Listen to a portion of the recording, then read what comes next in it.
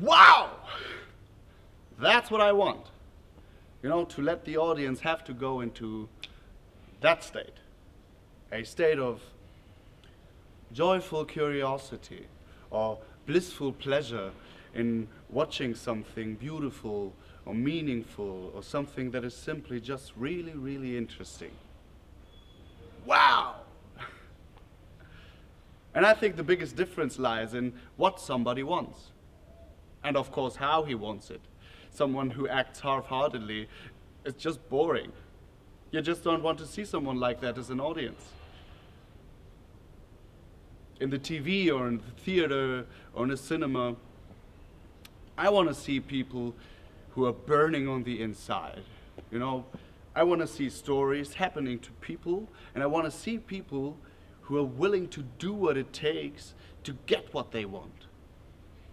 People who have the courage to act in their own best interest, and not out of selfishness, but out of pure, innocent self-love. I speak of people who chase their dreams. And that is a very deep desire in us human beings.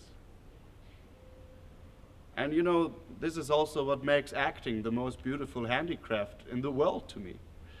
Because when I find out what somebody wants and how he goes after it, I play the role as if he would do everything in his power to make his deepest, most secret wishes come true.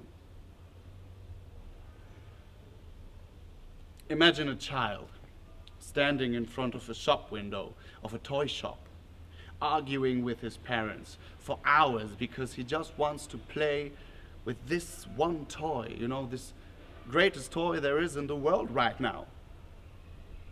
Or a man sitting at a dinner table at a great restaurant with a beautiful woman, and he just wants that one thing. Or maybe even more, I mean, who knows? Or the woman who just found the man of her dreams and now tries everything in her power so that they can spend a great time together. And these are just the cliches.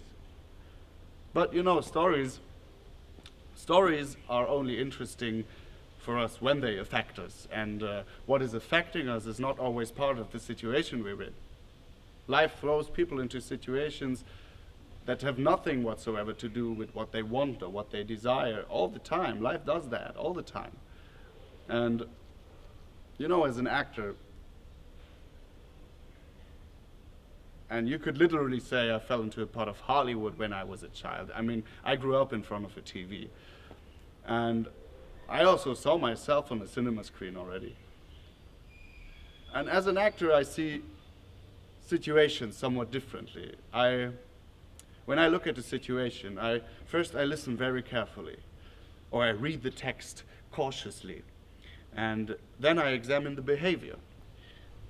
And when I keep my mind on the motives, it's really easy for me to find out what is really going on. And then I get out my magic acting toolbox, and then I open it, and I grab the imaginary control switch for willpower.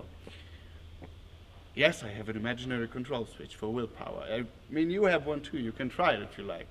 You know, when I open it, I turn it like that. I turn it fully up so that the hot flame is burning like hell for once. And I let it turn on. And then I act. And then, if the movie is good, that means if the movie appeals to the viewer and inspires him, the viewer can walk out of the room with a sensation, a feeling that he can approach everything that he desires in life and be successful, because he just saw someone on screen who acts the same way, no matter how often he falls. Someone whose eyes say, yes, man, you may go after what you desire. I mean, it's what you desire. Why not? And this I let have influence on every role I play, because in my opinion, this is just what makes life worth living. Except for you know, enjoying life with other human beings.